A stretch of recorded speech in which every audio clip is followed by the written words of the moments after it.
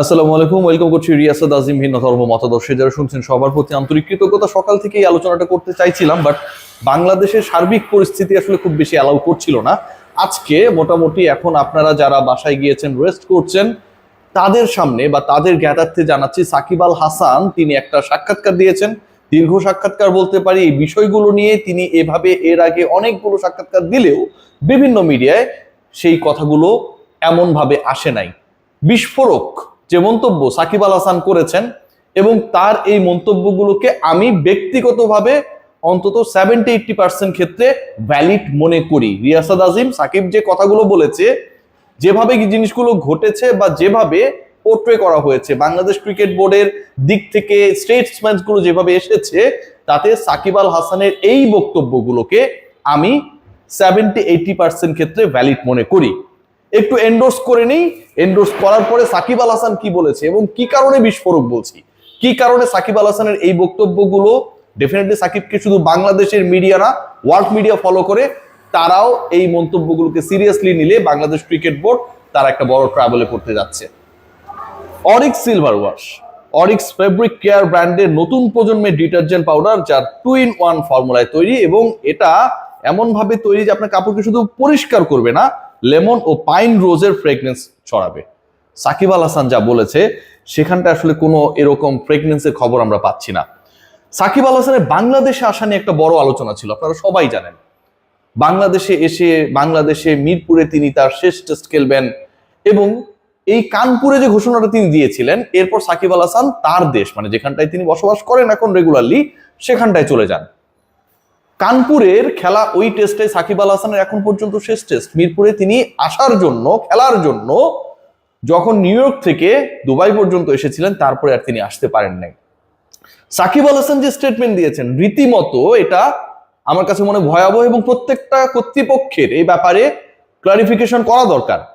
সাকিব আল হাসান যেটা বলেছেন আজকের পত্রিকায় দেওয়া সাক্ষাৎকারে, আমাকে সরাসরি ক্রীড়া উপদেষ্টা ও আইন উপদেষ্টা গ্রিন সিগন্যাল দিয়েছিলেন। তখনকার ক্রীড়া উপদেষ্টা আসিফ মাহমুদ সজীব ভুইয়া, তখনকার যিনি আইন উপদেষ্টা তিনি এখনো আইন উপদেষ্টার দায়িত্বে রয়েছেন আসিফ নজরুল স্যার, এবং তিনি এই মুহূর্তে ক্রীড়া উপদেষ্টার দায়িত্ব রয়েছেন। গ্রিন সিগন্যাল দিয়েছিলেন সাকিব আল হাসানকে, বাংলাদেশে তিনি এসে খেলতে পারবেন। আমি প্লেনে উঠেছি, এই গ্রিন সিগন্যাল পেয়ে তিনি প্লেনে উঠেছিলেন। বিসিবি থেকে আমাকে পুরো নিশ্চিত করা হয়েছে, বাংলাদেশ ক্রিকেট বোর্ডের অবস্থানটা দেখুন, তখন ফারুক আহমেদ প্রেসিডেন্ট, পুরো নিশ্চয়তা দেওয়া হয়েছে যে ইউএসএ থেকে তিনি যদি চলে আসেন তাহলে খেলতে দেওয়া হবে। দুবাই নামার পর তাদের সব জায়গা থেকে আবার বলেছে না, তাদের নাকি 12 ঘন্টার মধ্যে পরিস্থিতি অনেক বেশি পরিবর্তন হয়ে গেছে। সাকিব আল হাসান যখন দুবাইতে নামলেন, তারপরে যেই কর্তৃপক্ষগুলো, আইন উপদেষ্টা, ক্রীড়া উপদেষ্টা, বাংলাদেশ ক্রিকেট বোর্ড, তিনটা কর্তৃপক্ষের কথা সাকিব আল হাসান বলছেন, তারা বলছেন যে 12 ঘন্টার মধ্যে পরিবেশ পরিস্থিতি চেঞ্জ হয়ে গেছে, তুমি না এলেই ভালো হয়। খেয়াল করে দেখুন যে 12 ঘন্টার মধ্যে কি এমন হলো, সেই ক্লারিফিকেশন বাংলাদেশ ক্রিকেট বোর্ড কখনো দেয় নাই। কখনো কোনো প্রেসিডেন্টের সময় আমরা সেই ক্লারিফিকেশন পাই নাই। সাকিব আল হাসান কেন আসতে পারলো না, স্পেসিফিক কোনো রিজন এখন পর্যন্ত আমরা পাই নাই। আচ্ছা, যদি সেই স্পেসিফিক রিজন থেকে থাকে, তাহলে সাকিব আল হাসান ইউএসএ থেকে যখন বাংলাদেশের উদ্দেশ্যে রওনা হলেন, তখনও তো সেই একই রিজন ছিল। সাকিব আল হাসান যদি কোনো মামলায় অপরাধী হন, সাকিব আল হাসানের সাথে যদি কারো কোনো সমস্যা থাকে, রাজনীতিক সাকিব আল হাসানকে নিয়ে যদি সরকারের সমস্যা থাকে, সেটা তো সাকিব আল হাসান প্লেনে ওঠার আগেও ছিল। তাহলে প্লেনে ওঠার পর তো এই সমস্যা নতুন করে ক্রিয়েট হওয়া না, এটা আগে থেকেই ছিল, তখন কেন তাদের মাথায় গেল না? Definitely it's a very serious and valid point. Shakib Al Hasan আরেকটা পয়েন্টে সিরিয়াস কথা বলেছেন, সেই পয়েন্টটা সাকিব আল হাসান কি বলেছেন, ঠিক যেভাবে বলেছেন সেভাবে আজকের পত্রিকার ফটোকার্ড থেকে নিয়ে যদি আমি বলি, বাংলাদেশ ক্রিকেট বোর্ডের সঙ্গে সরকারের কোনো সম্পর্ক থাকার কথা না। বাংলাদেশ ক্রিকেট বোর্ড, যেই ক্রিকেট বোর্ডের আন্ডারে সাকিব আল হাসানরা খেলেন, বিসিবির সাথে সরকারের কোনো ধরনের সম্পর্ক থাকার কথা না, ডেফিনেটলি না। ফিফা এন্ড আইসিসির রুলস অনুযায়ী তাদের অধিভুক্ত যে ক্রিকেট বোর্ড এবং ফুটবল ফেডারেশন গুলো রয়েছে, they never be influenced by the government. এরপরে সাকিব আল হাসান বলছে, আর ক্রিকেট বোর্ড যদি সরকারের উপর চাপিয়ে দেয়, তার মানে ক্রিকেট বোর্ডে সরকারের হস্তক্ষেপ আছে। ক্রিকেট বোর্ড যদি সরকারের দ্বারা কোনোভাবে কোনো প্রেসার গ্রহণ করে, তার মানে সরকারের ক্রিকেট বোর্ডের উপর হস্তক্ষেপ আছে। এর অর্থ হলো বিষয়টা আইসিসিতে যাওয়া উচিত। দেখুন, এটা কিন্তু খুবই সিরিয়াস একটা স্টেটমেন্ট ফ্রম সাকিব আল হাসান, বাংলাদেশের সর্বকালের সর্বশ্রেষ্ঠ অ্যাথলিট।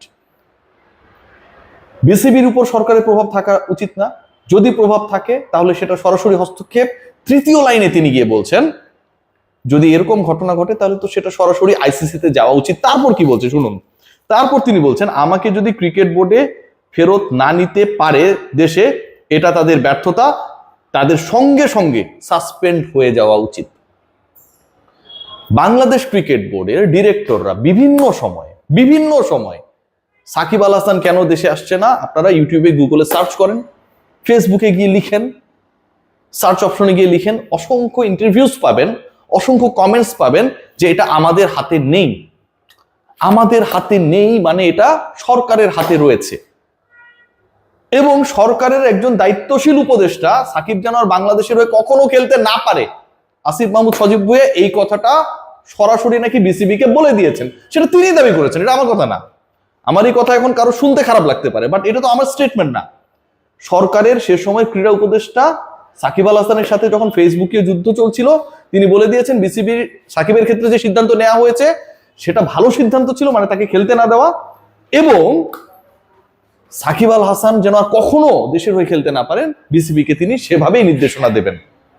খেয়াল করে দেখুন, তার মানে সরকার থেকেই দাবি করা হচ্ছে, সরকারের দায়িত্বশীল সেই কেদারায় বসে দাবি করা হচ্ছে যে সাকিব আল হাসানের ক্ষেত্রে ডিসিশনটা বিসিবির যতটুকু না তার থেকে সরকারের। এখন সরকার যদি সিদ্ধান্ত নেয় অ্যাকর্ডিং টু দ্য আইসিসি, এটা তো সরকার পারে না, অথবা সরকার এটা পারলে বিসিবি সাসপেন্ড হয়ে যাওয়া উচিত অ্যাকর্ডিং টু সাকিব আল হাসান। সাকিব আল হাসানের এই স্টেটমেন্টগুলো কেন আজকে এত গুরুত্বপূর্ণ, এত জরুরি, এত আলোচনায় আসার জন্য আমার কাছে মনে হয় যে ইম্পর্টেন্ট, কারণ এই কথাটা যদি এবাদত হোসেন বলতেন, দেশের বাইরে থাকা তাপস দা বলতেন, তাপস বৈশ্য বলতেন, আলামিন হোসেন বলতেন, শফিউল ইসলাম বলতেন, এনামুল হক বিজয় বলতেন, এগুলো কোনো ম্যাটার করতো না। But Shakib Al Hasan is a global figure, বাংলাদেশের অপর নাম ক্রিকেটে সাকিব আল হাসান, ভেরি ট্রু। সেই সাকিব আল হাসান যখন এই স্টেটমেন্ট দেন, এবং সাকিব আল হাসানের ব্যাপারে সরকারে যারা ছিলেন তাদের স্টেটমেন্টটা যখন সরাসরি অনেকটা এরকম যে সরকারি হস্তক্ষেপ এখানটায় হচ্ছে, সাকিব আল হাসান যেন আর কখনো খেলতে না পারেন সেরকম ভাবে বিসিবিকে বলে দেওয়া হবে, মন্ত্রণালয়ের দায়িত্বে যিনি, তিনি যখন এই কথা বলেন, সাকিব আল হাসান সেটাকে রেফারেন্স হিসেবে টেনে যখন পত্রিকার সাক্ষাৎকার যখন দিলেন সেখানটায় বলে ফেলেন যে এরকমটা যদি হয় তাহলে বিসিবির সাসপেন্ড হওয়া উচিত।